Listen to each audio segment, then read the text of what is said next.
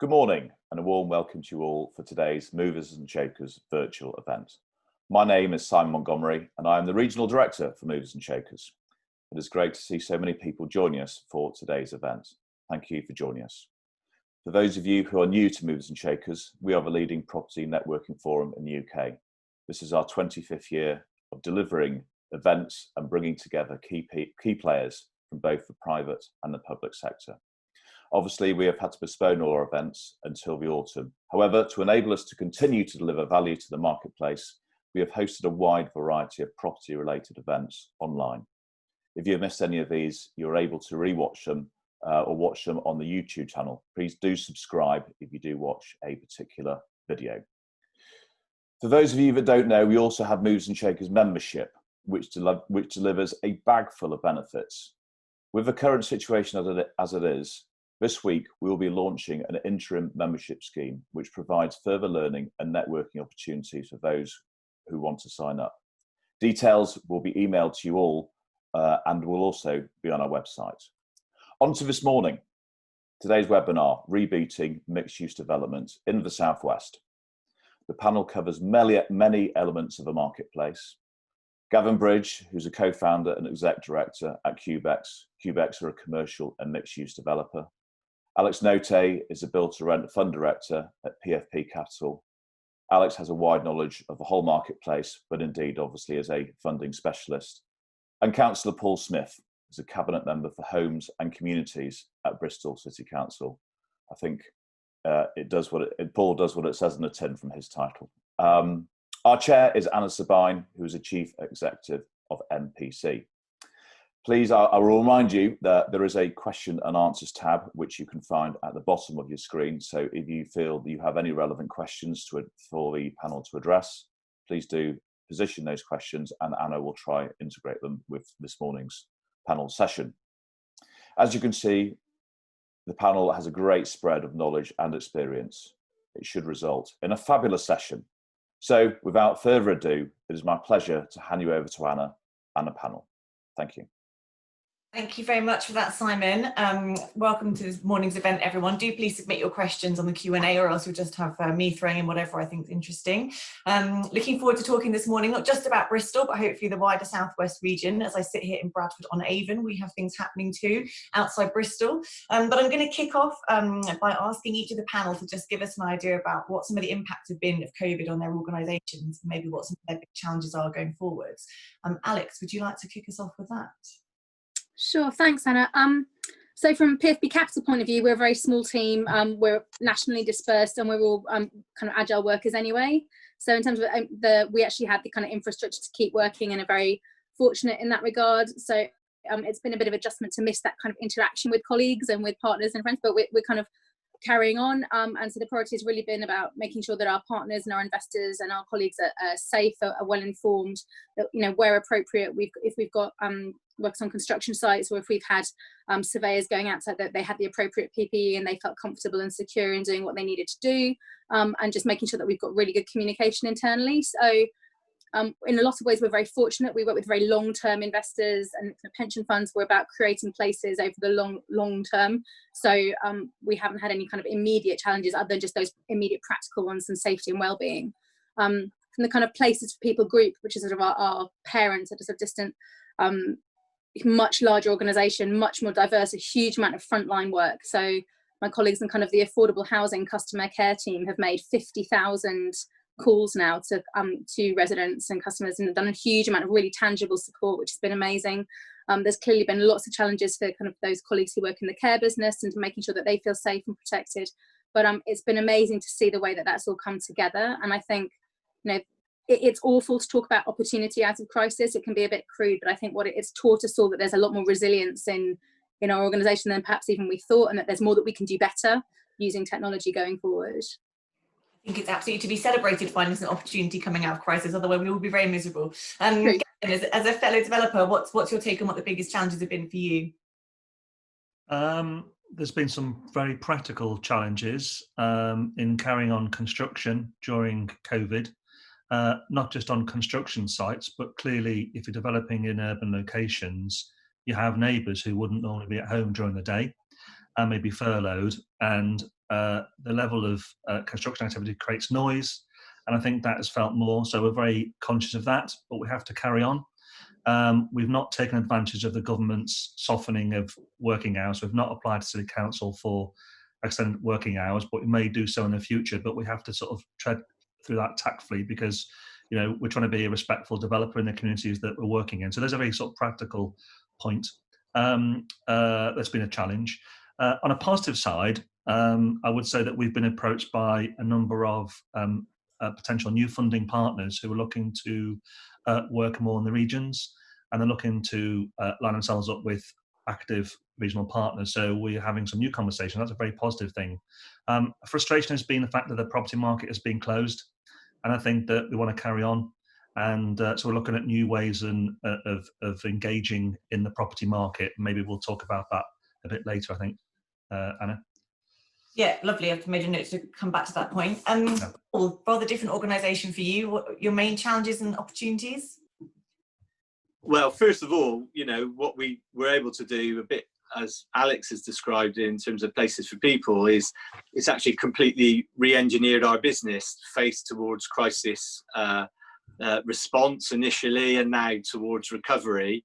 So we had to close down a large number of services, things like libraries, but we also had to make sure that a large number of services continued. So, collecting people's rubbish, for example, we talk a lot about who are the heroes during this process, and there are obviously some obvious subjects, but, the people who are collecting the waste and recycling, if they weren't out there doing that, imagine the state that the city would be. And, all local authorities are doing the same. We've got 28,000 residents in our properties, so we've been phoning round. We've been continuing to deliver emergency services and deal with things like gas safety checks and a whole range of other things. But some other services temporarily had to be taken off. And also we've been coordinating a lot of community activity to support vulnerable people within the city. But like the biggest challenge for us is we now have an £80 million black hole in our finances. We've lost car parking income, we've lost council tax income, we've lost business rates, and income from other places as well. So whilst the government has made a contribution to our additional costs, at the moment they haven't made any contribution to our loss of income. So, we're beginning, whilst we're trying to gear towards an economic and social recovery in Bristol, we're also looking at how do we gear towards an organisation that's lost 20% of its finances. Would it be a stupid question to ask you, Paul, what you'd like to see more of from government? Is it a cheque for £80 million, or is there something more that they could be doing? So a cheque for £80 million would be nice. Also, within the National Health Service, we've seen write-off of debt. If the government wrote off our debt, because our debt is government debt, it's not, it's sort of provided to government, it would put us in a really strong position to support more development within the city. We've still got a £40 million fund to support housing associations buying land and buying affordable housing. It's going to be a desperate battle to hold that money in place to keep those programmes going. We've got our own council house delivery programme as well, which is still moving, but moving a lot more slowly for the reasons that Gavin has talked about than it was before. And we really want to be in a position that we're supporting the recovery of the city rather than being another drag on it. And Gavin, jumping back to your earlier point, what kind of one for you and Alex? I mean, I guess what more do you need from kind of councils and government, I guess, to help you with the challenges going forwards? I mean, Gavin, do you want to jump in on that? I think you alluded to that earlier. It is I think we're looking at ways of new business opportunity, and something we're looking at is becoming a strategic partner to a number of housing associations, and we're looking at potentially launching a new business later in the year aimed at delivering low carbon, zero carbon, passive house homes in a modular way. But being a strategic partner to the housing association, so those that are large and also small that we can buy sites on condition to deliver those homes in a modular way for the RPs. And I think that more investment in affordable housing from the government then to the RP partners and the councils, I think is the right way forward. We welcome that. There's been undersupply of affordable housing. We need homes of all types, as we need good quality healthy offices as well. But I think with Paul being on this, really we're going to be talking about homes a lot, and I think we need more investment from the government into good quality public owned assets and RP owned assets. Alex, anything to add to that from your point of view? Yeah, I mean, strictly on a personal view and not a house view, but I started my career as a civil servant in what is now MHCLG, working on kind of regeneration and urban development companies. And I think my frustration is that, regardless of the political party, is that there's this tendency for government to seek for very linear silver bullet housing solutions that have all sorts of inadvertent consequences. So things like committed development, which I rant about regularly. But I think one of the things in the kind of the point that Councillor Smith alluded to, that gap between local government funding, which is government debt, and the incoherence that was created when the regional development agencies were kind of folded, and there was this lack of, this kind of vacuum for quite a long time, both in policy and planning, but also in funding. You've now got an awful lot of duplication, and I think there's the Southwest as a region has actually coped an awful lot better than many other regions in the UK in terms of finding workable ways for the combined authority, for WECA to work with Bristol City Council and with other kind of authorities in the region. But there is just a level of incoherence and lack of clarity from policy and funding from central government that's just really unhelpful. And when you now look at some of the noise that's coming out of MHCLG around, the latest silver bullet to revamp planning and make youth classes easier, and you just kind of go, oh, because obviously there's stuff that needs to happen, but I have a frustration that the people coming up with those great ideas in Whitehall don't do enough talking to people like Councillor Smith and the teams actually on the ground to understand the nuances of what goes on at a regional level. And having worked in kind of local and central government, I can sympathise on both sides and now in the private sector, but I have a sort of frustration that there's just this vortex of repeating the same bad decisions. And what would be great to come out of COVID would be a bit more genuine integrated thinking. And that's where the public-private partnership, it went out of fashion for a while, but I think the resurgence of genuine PPPs would be a great thing to come out of this, where you can actually see the benefits of public and private sector working together really effectively. And that's certainly what Gavin and I are trying to do, and with the city in our work together. You kind of alluded to this, Alex, in terms of the Southwest doing better in certain respects. I mean, in terms of COVID and the impact of COVID, what do you see as the Southwest's kind of strengths and its competitive advantages moving forwards in terms of how it can, again, how the region can gain some opportunities out of the situation?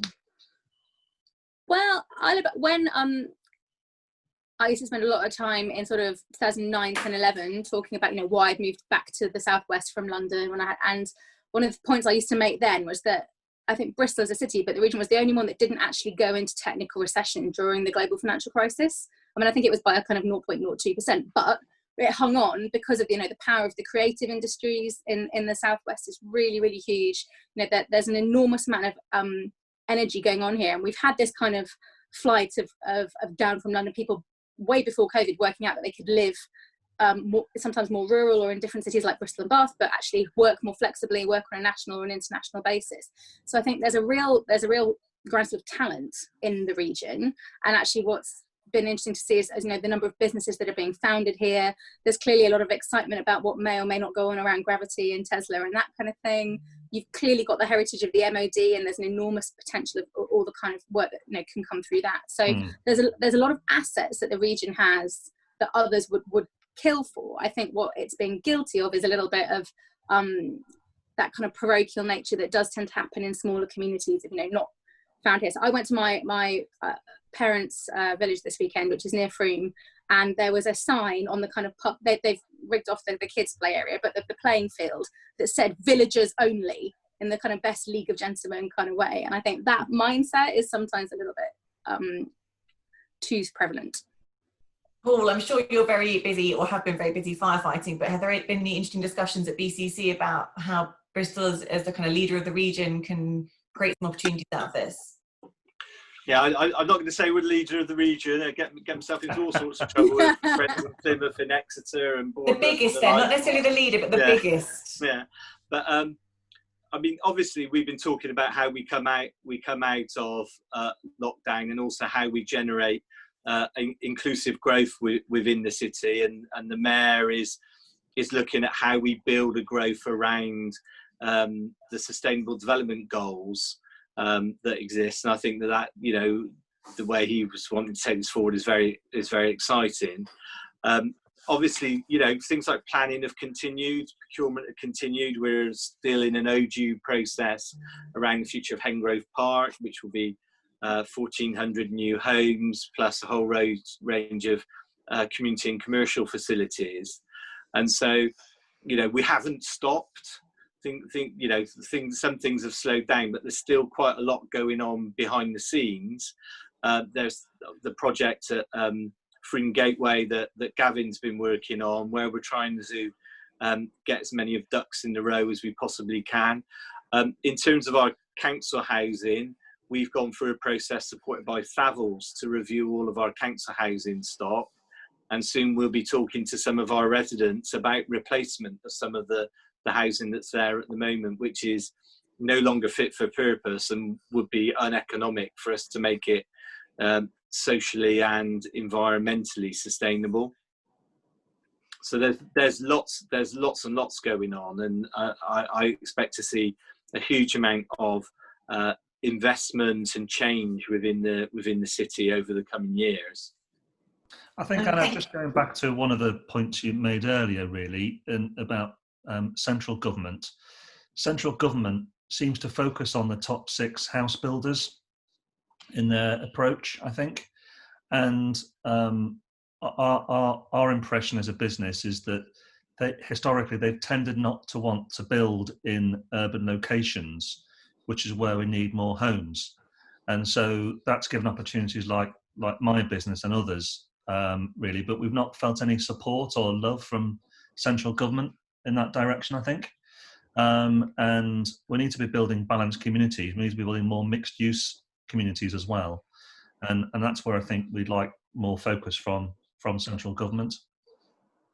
Is there a better, sorry, this is possibly slightly tangential, but Gavin, is there a better lobbying piece to be done by organisations like yours? It strikes me that there's a kind of cohort of, dare I say it, pale male stale chaps from the big house builders who sit well, that's me as well. Committees and no, I don't, but there's a certain type of person who you find on every inquiry and every committee, and they're not organisations like you are. They are the big 6, and you simply don't have the ear of government at the moment.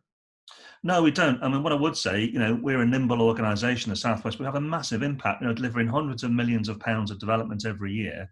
And Paul kindly mentioned Froome Gateway, which I must say it's a PFP Capital Cubex venture, which we're delighted with. And that's another strand of our sort of new business over the next few years, is working alongside PFP Capital.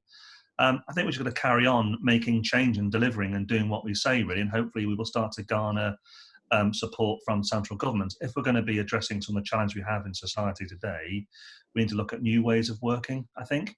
And I think some of the pension funds, and it sort of mentioned earlier about new partners approaching us, I think they are seeing that. They want to invest in best-in-class regional partners now, rather than necessarily through the house builders, because house builders are excellent at what they do. The processes that they have are fantastic. No one is better, but they like more vanilla sites in the regions, and certainly in the southwest, I think. And I think that also there's a tendency historically to build building regs compliant buildings. And I think we need to look higher than that. We need to look at passive house, low carbon, zero carbon, and built in a sort of modular way as well. So there's some new things and some new opportunities, I think. And then alongside that, there's training opportunities with local people as well. If we're looking at new ways, maybe there's an opportunity for Bristol and the South West Regional to be an exemplar region for healthy and health and well-being, I think, as well, and sustainability in a broader sense. I think Alex and Paul want to jump in on that. Alex, do you want to jump in first, and then we'll go to Paul? No, go for Paul. It's cool. Oh, Paul, go for it. Sorry, you waved your hand. I just think what Gavin said is really important, and that we have to remember that there are certain fundamentals which haven't gone away. The climate emergency hasn't gone away because of COVID, but there is an opportunity for us to take land in the cities back from the car and for more useful public use. And we do need to have that focus on how do we meet net zero carbon by 2030 as a city. We do need to look at how we design our cities to be places where people want to be. because a lot of the health and well-being isn't about the buildings, it's about the places between them. And it's absolutely crucial that we sort of grasp the opportunities that we've got to achieve that. And I think, you know, we also have to be aware that other realities haven't gone away as well. So we had a skills shortage before, it hasn't suddenly disappeared. We also had Brexit before, and it's like we're moving towards a no-deal Brexit at the moment. I think we have to keep our eye on lots of balls now. And there's a danger that we become dominated by the COVID world and forget all of those other important issues that we were talking about before.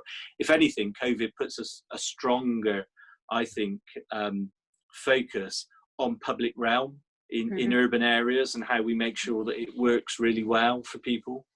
Yeah, and I think that's the point I was going to make is exactly that, Paul, that 10 years ago I did a bit of work when I was at ULI with Gensler, the kind of global architects, and it was about valuing public space, the space between buildings, that public realm, because it was always getting in kind of a red line battle, particularly between kind of commercial entities and just very poorly designed.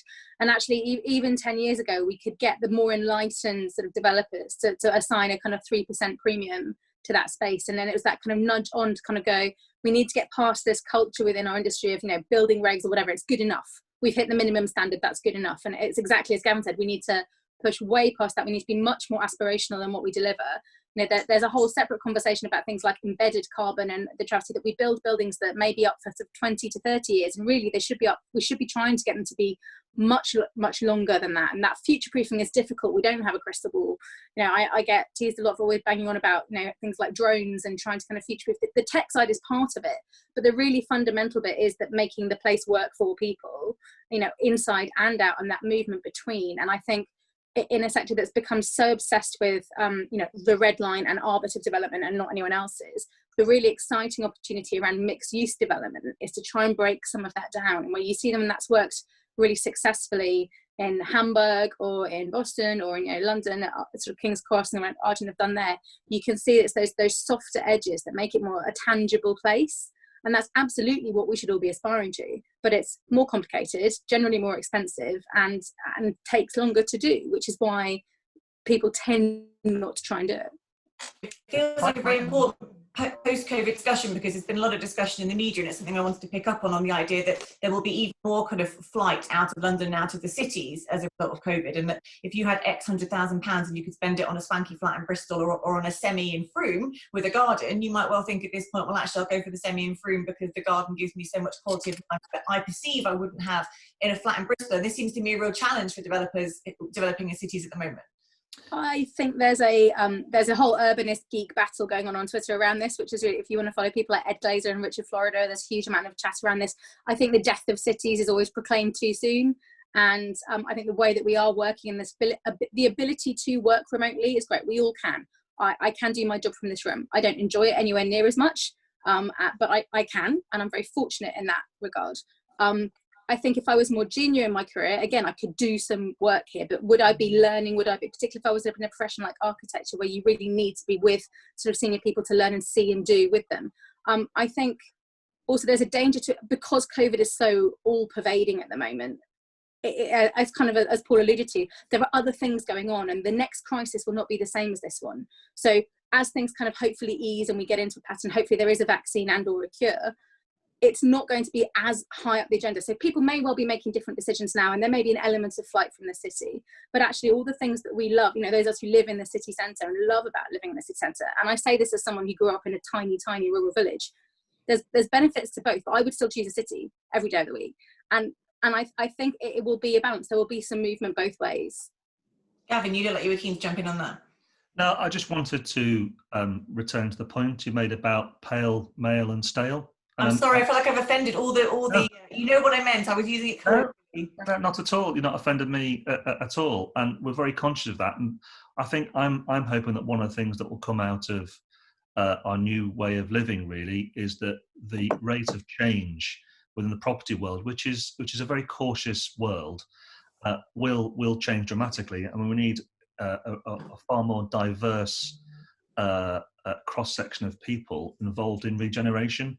And that's why, you know, Alex and I have worked alongside Regeneration Brainery in the past. That's a fantastic organisation. They're trying to bring people through from 16 and 18 in the regeneration business and showing people how they can influence how our cities are developed.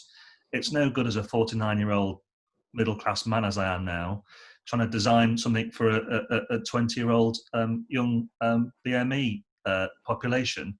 We need people across the board, and particularly in the pension fund. Well, that's why it's fantastic for me personally, working alongside Alex on Froome Gateway, and we need more of that, I think.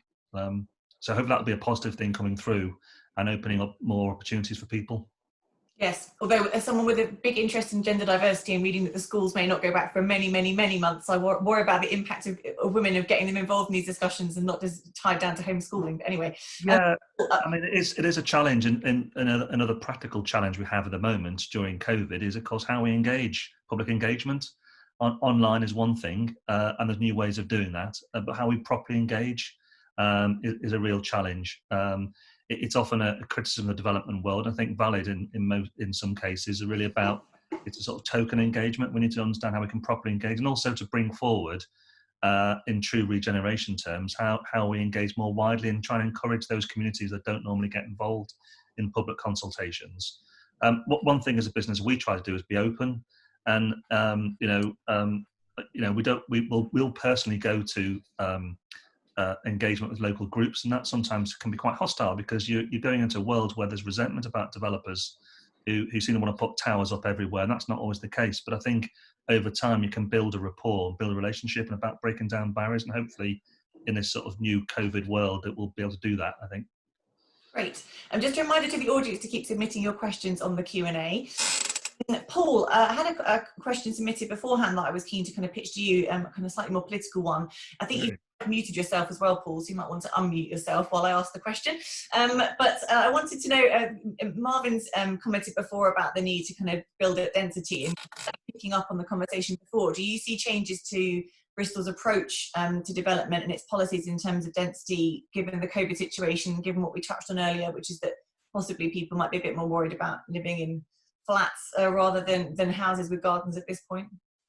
Well, density doesn't necessarily mean flats. I mean, we've got a lot of low density within Bristol, which is about poor urban design.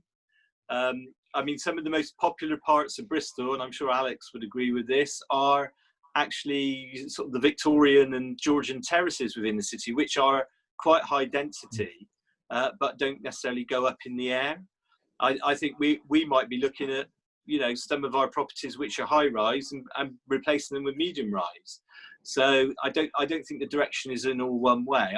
I do feel we need greater density, and it's important in terms of, you know, people living within walking distance of local shops and facilities. You can only achieve that through higher densities, and if we don't do that, those shops and other facilities may well close. So there's a whole issue about how do you make everything stack up together so that you've got sort of livable, walkable communities, and that does require higher density, but that doesn't, in all instances, doesn't mean height. I mean, in some places height is right, but then you know, I think then we need to be looking very strongly at things like space standards. We've got an urban living planning policy which puts a high premium on quality, and I think that that's absolutely right. So the issue for me is not how tall is a development, but how good is it? What is the quality of it? How does it feel for people to live there? And again, what is the space like around it for people going out and about? This reverses nicely into a question we've had from Cheryl Brady, which is, how do you think COVID-19 will change the design of developments and potentially planning requirements? Alex and Gavin, I don't know if I'm sure you are already thinking about this. Yeah, so my concern is kind of alluded to this before, that there'll be a flight to trying to design purely for COVID and actually negate the fact that the next crisis may be something entirely different. So on that, you know, access to well-designed and clean and quality public space is really, really key, and that's between buildings and within them as well. I think there's a risk, and that some planning authorities will suddenly rush to requiring a balcony on every single unit of a taller, maybe apartment building, and actually that's not necessarily, I think, going to be the best way to do that. We've already seen, particularly in the build to rent sector, and there's an awful lot of evidence to kind of the BPF committees that I sit on, that actually, though, once the kind of initial pressure had eased, where build-to-rent operators were able to increase cleaning regimes, they could and kind of manage flows of access. They could use the shared spaces and the roof terraces and the kind of communal areas in a sensible and effective way. Actually, the sheer cost of kind of a balcony per unit and the risk that actually that's putting prices up, it's affecting affordability, it's actually reducing choice for customers, is not necessarily the best way to do, but it's an easy thing to put in a policy and tick. So I think design and wellbeing and things like airflow, you know, we've been saying for quite a while now, there's been a great bit of work that Josh, artist at Centric Lab, has done around things like in an office environment, you can see that there's generally a decline in people's productivity in the afternoon as there's kind of more CO2 in the air, and that actually the facilities managers can the oxygen productivity improves.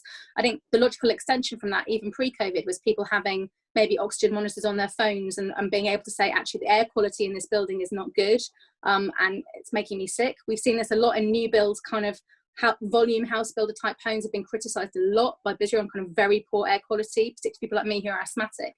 So I think there will be a lot more focus on making sure that we design in that quality of good airflow, of good access to light, of good access to open space. But it's not a one-size-fits-all thing. So it's not necessarily the case of everyone has to have a balcony and then that job's done. It's about actually making what's appropriate. And exactly as Paul said, it's appropriate density and appropriate good design and use of space is really the key. Thank you, Alex. I've got a question that I'm going to throw at Gavin, just because I've decided it's Gavin to take this one. Tom Rankin is distressed, it sounds like. He says, as usual, I don't hear much on later living. It's part of the solution to housing issues of the day. All emphasis on starter homes, family, build to rent. Is that because I'm going to be 50 this year, Anna? Yes, I've decided as you are the Pale Male Scale panellist that we've picked on, you can take later living. What are your feelings on it, Gavin? Well, I suppose it's in a way, it's a bit like the comment I made earlier about the house builders not necessarily wanting to go into urban locations. We've also seen historically, until relatively recently, the sort of later living retirement developers not wanting to go into urban locations. And I think that, you know, we need to be building more balanced communities, and I think we need to find ways of encouraging those partners of ours to come into a more urban location. And I think that, you know, successful communities will work when we've got a cross section of people living there, and we need to find ways of doing that. And I'm having some initial conversations with companies looking at having arrangements where younger people can live with older people, and younger people can carry out effectively chores and provide services in that development to offset their rent, which I think is really exciting. So I think there'll be new ways of that. I'm just very conscious that some of those operators, we need operators at all levels. It's not about the absolutely gold standard operators. We need them across all price points, and I think that's quite important. Alex is waving.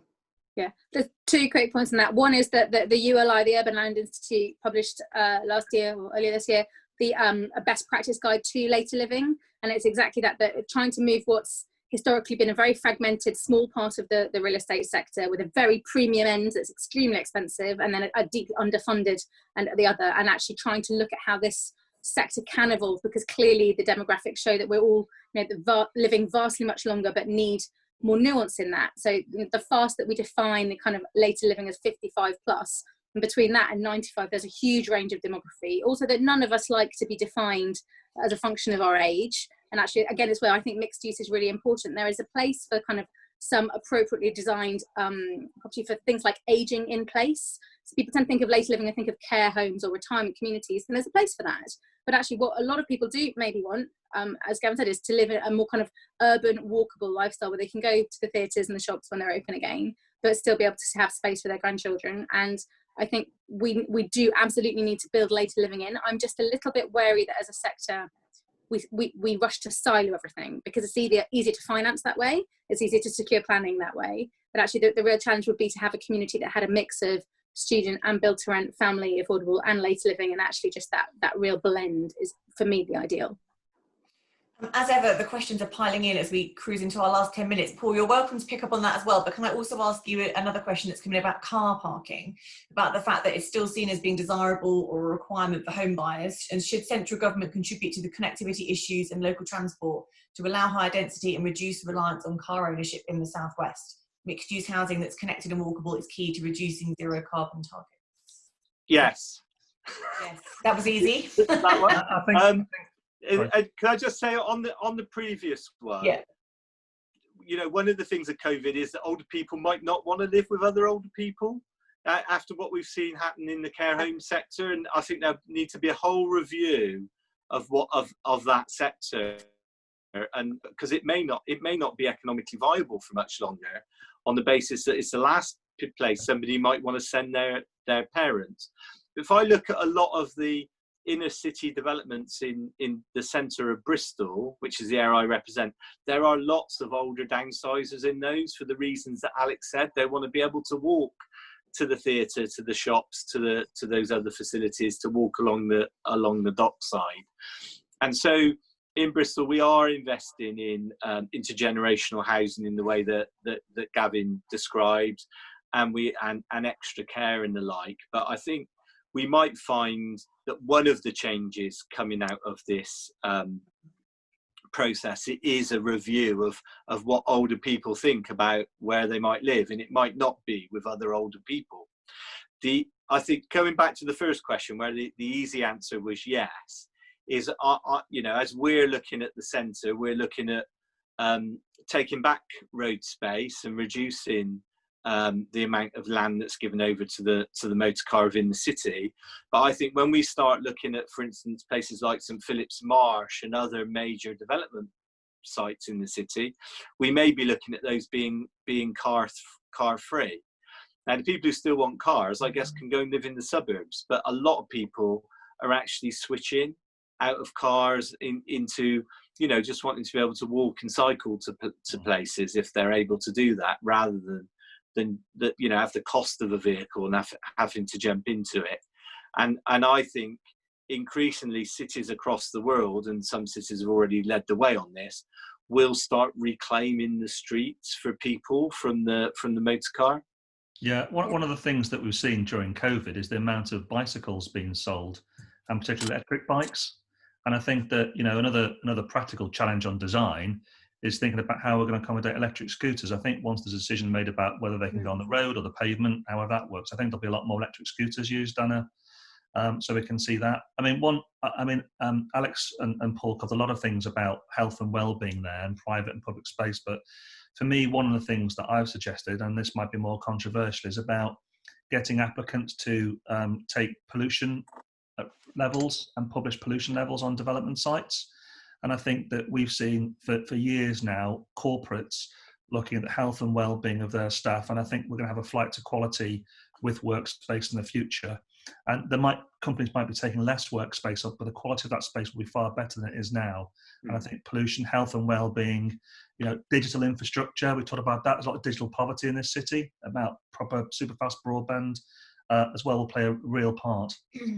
Well, this ties into a lovely and very topical question we've had from Mark Jenkinson. This afternoon, there's a net zero APPG meeting on building net zero homes and communities, accelerating the low carbon transition across the built environment. All three panellists have touched on low carbon homes and developments. So what would be the panel's message to the APPG and government on how we get to net zero? What's APPG? Sorry, I don't like All Party Parliamentary Group. Okay. Alex and I shout at you at the same time. Well so, done. but basically a kind of simple kind of message to government on how we get to net zero, I guess. What would be your kind of one thing that you would want them to hear? Alex, do you want to jump in on that? Yeah, I think there's been a huge amount of really amazing work around the kind of the modular side of things that innately can be much more efficient and closer to net zero for all types of residential but houses and apartments. Homes England have invested very heavily both in kind of Sekisui House, which is the JV with Urban Splash, which is an amazing Japanese firm that do very high quality and very well designed work. There's places like Norfolk County Council have a phenomenal passive house social housing development that's beautifully designed and had some real challenges in terms of the community engagement, but they've worked through and they've done that to an incredibly high passive house standards. So we have exemplars in the UK that you can see.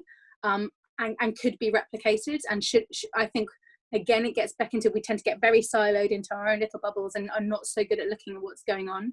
Homes England have just announced a big research programme around looking at kind of the long-term evolution of both modular and kind of carbon efficient building. But for me, the challenge of that gets to our industry's nature of keeping everything very secretive and siloed, and actually the only way you get large scale adoption of those kind of things is by sharing of information and by consistency and making things replicable. And if everyone's holding on to the IP of their system or then it's not going to be usable. If I, as representing my investors, have to make a case to a committee, an investment committee, that says we'd love to use this net zero system, but the risk is if they go bust, we have to demolish the entire thing and go with a different system because there's no compatibility of components.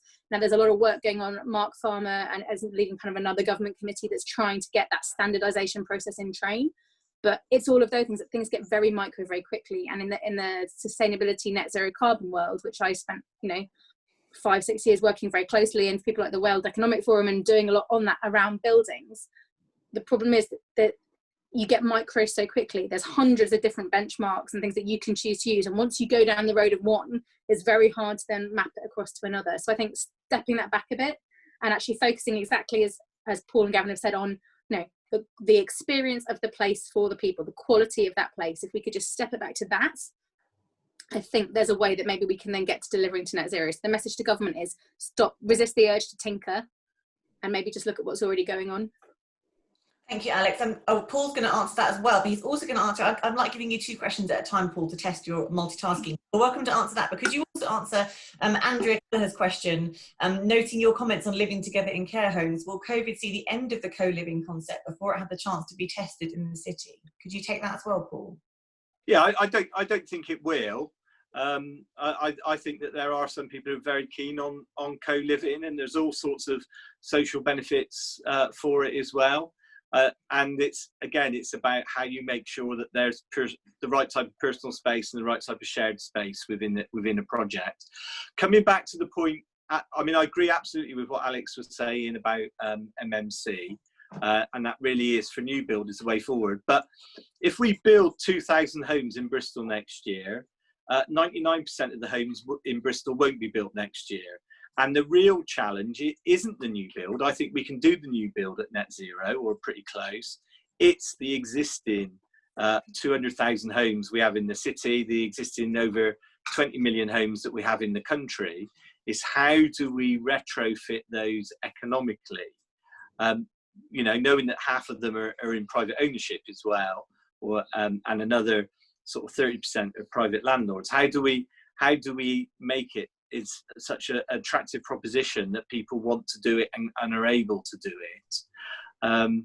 The new build, I think, is the easy end of sorting this out. The difficult is how do we retrofit buildings? And if you look at Bristol, buildings are the biggest contributor of CO2 to the atmosphere in Bristol. It's not transport, it's not anything else. And that's the buildings that are already there, not the ones that we're planning to build. Globally, that's the same for 49% of global emissions are from buildings, and that's been the case for the past 20 years. So again, it's just the deep complexity of our industry. It's much easier for us all to criticise aviation or kind of heavy diesel kind of cars, but actually existing buildings is where the challenge is. I'm going to squidge another 2 questions together and ask them to Gavin, and then I'm going to if that's okay, because I'm really aware of the time. Gavin, someone's asked, what do you see the opportunities for SME developers in contributing to change and adapting to keep pace? But also, someone else asked, how do we ensure sustainability remains a priority? Does it require government intervention to level the playing field for developers who want to build to high levels of sustainability? Would you like to pick up on either of them as an SME? Sure. Well, the second question first, really. As I mentioned at the start of this conversation, that's why as a business we're looking to launch a new arm delivering low, zero carbon, possibly passive house. And to echo something Alex said, there's a whole range of different accreditations, but passive house is the one that seems to have a bit of traction in this country. So that's maybe the benchmark that we'll work to, built in a modular way. And we're looking to deliver 2,500 homes in the next few years in that way as a strategic partner to RPs. I think the challenge with that is affordability. so that if you want to build and the sales values are no more than £400 a foot, and if you're looking at a PLC house builder who's building building regulation compliant buildings and can buy doors for £6, then they're going to be building at £160 a foot. If we're building modular, then we're going to be building at maybe 240, something like that, perhaps. And I think that then puts pressure on land values. And maybe there's a way that if one on a site chooses to deliver zero carbon, one can get a ticket from the government to help subsidise that gap.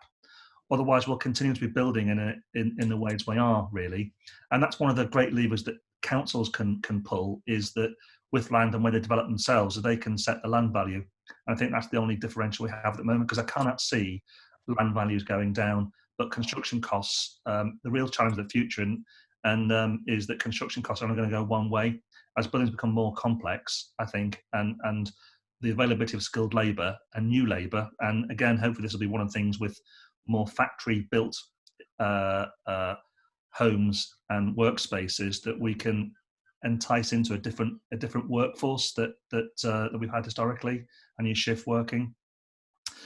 In terms of SMEs, maybe there's a way that with some of the schemes that the public sector are bringing forward, rather than going to they like the big name, and I'm not going to name them here. They like big names in their projects, and maybe there's a way that you could build a scheme where you've got a band of brothers and sisters that can come together to deliver 1,500 homes, but maybe you have a master developer, and maybe bringing forward different people looking at building. There's somebody that's building with straw in Bristol, people building with metal frames, timber frames, people building new ways, and kind of allowing those to access a different sort of site than they would do historically. Perhaps. Thank you, Gavin. I'm gonna end on a positive note, because it's really important to stay positive in trying times. Can I ask each of the panel to just briefly give me one positive they see coming out of COVID for the Southwest, specifically Bristol and the Southwest, not just general positives in your lives. Who kick off with something positive? Paul, you're very positive. Oh yeah, I just think it's a real opportunity to reimagine the way people move around cities, and a refocus on the quality of the public spaces. Alex, you're positive?